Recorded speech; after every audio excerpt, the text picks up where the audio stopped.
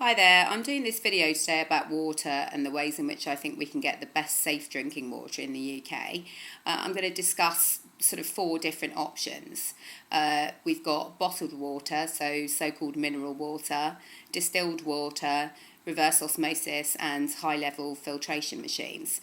I'm, fully aware of the fact that some people use Brita filters, and I just want to rule that out straight away because although it might make the water taste better and it does remove chlorine, it's not in any way suitable to properly purify the water. So please don't use Brita or any of those kind of cheap water filters, although they're not really cheap for what they are, considering they don't really do anything.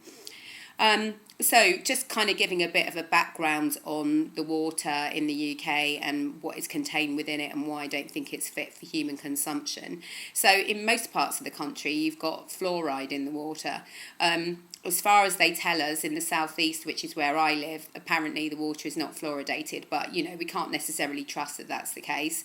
Fluoride is a well-known neurotoxin. It actually calcifies part of the brain. It's really bad for us. We shouldn't be ingesting it at all. And it's basically a production of industry. It was in surplus, basically, and they needed to find something to do with it, so they kind of got together with the dental profession and decided to try to convince us all that it's good for our teeth and put it into the water supply.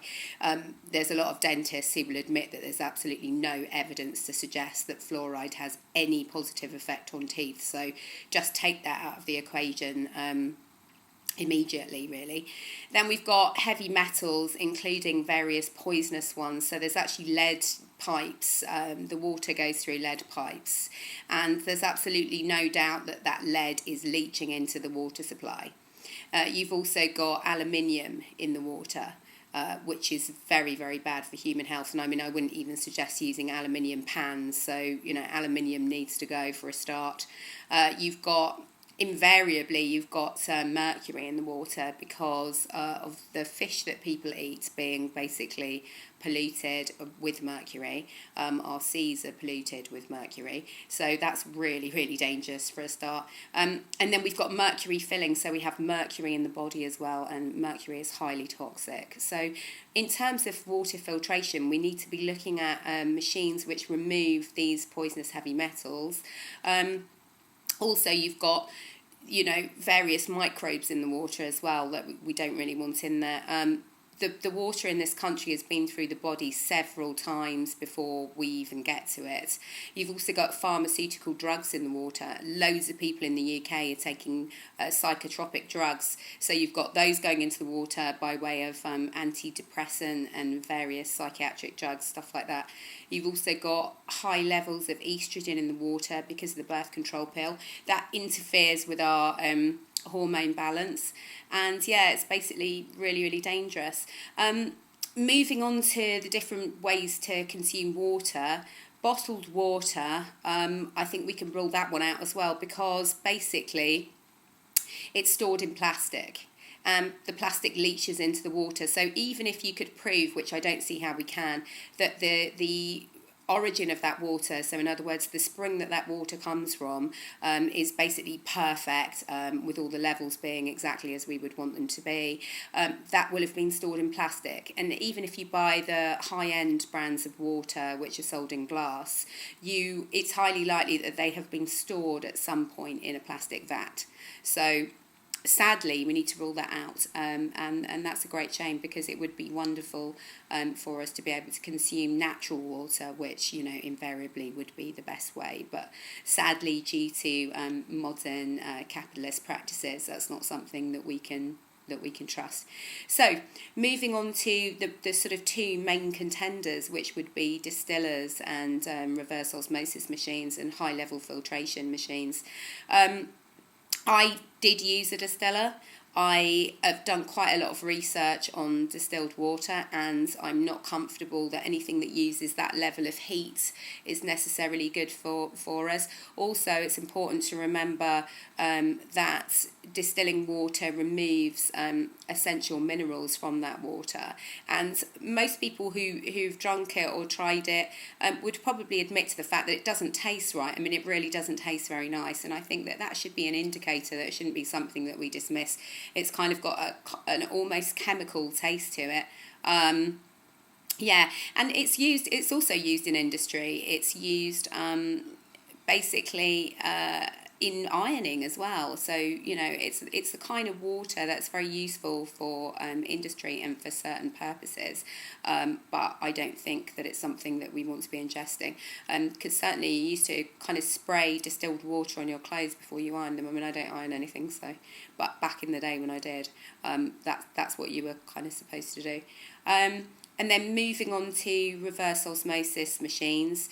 The best reverse osmosis machines actually remineralise the water in the final stage. And I'm going to be putting a link to a really great reverse osmosis machine at the end of this video. So they're really fantastic in terms of, they use about as natural a method as filtration as you can get. I mean, obviously the most natural method of filtration we see in nature, where the water goes through rocks and it goes through, various different processes before it comes out of the spring. But that sadly isn't something that's available to most of us because of the way that we live. So it does use as natural a process as possible. And from that point of view, I think it's certainly one to be looked at very, very closely, and it's certainly the one that I favour now. I mean, I've noticed actually that quite a lot of health food stores and also organic cafes are now using reverse osmosis machines, and they're actually selling that water in glass bottles, certainly in my local health food store, and also the local organic cafes, they are using filtered water that's been through a reverse osmosis machine to make their tea and coffee. So that's really great news. It just goes to show that the message is spreading. People are becoming more and more aware of the fact that the tap water is not fit for human consumption, and that we need to be looking at other options to get safe water. There's also, I think, the best of the bunch would be portable filtration machines. So these machines use no electricity whatsoever, so they're perfect not only to have in your house but also to take anywhere with you. So these machines are kind of like they just work for everything, and I think that's probably, in terms of value for money and the best kind of machine to buy. I would think that would be the best one, because like I said, it might be that you're using it in your house, but you might be going on holiday somewhere really remote. You might be going off grid. You might be going camping, and if you can't guarantee a safe water supply, these machines are great because you can put anything into them. So you can put river water, rainwater, just any water pretty much into the machine, and it will fully filter the water, and you'll have perfect drinking water at the end. So I'm going to put a link at the end of the video to one of those as well. I hope that this has been of interest to people. I mean, I think it's very important that we take this on board. I mean, water is the source of life. We're made up of 70% water.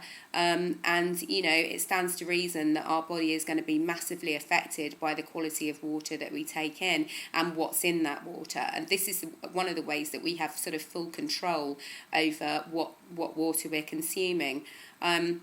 So yeah, I hope it's been of interest. If anyone's got any questions or anything, please send me a message or leave a comment. Thanks very much.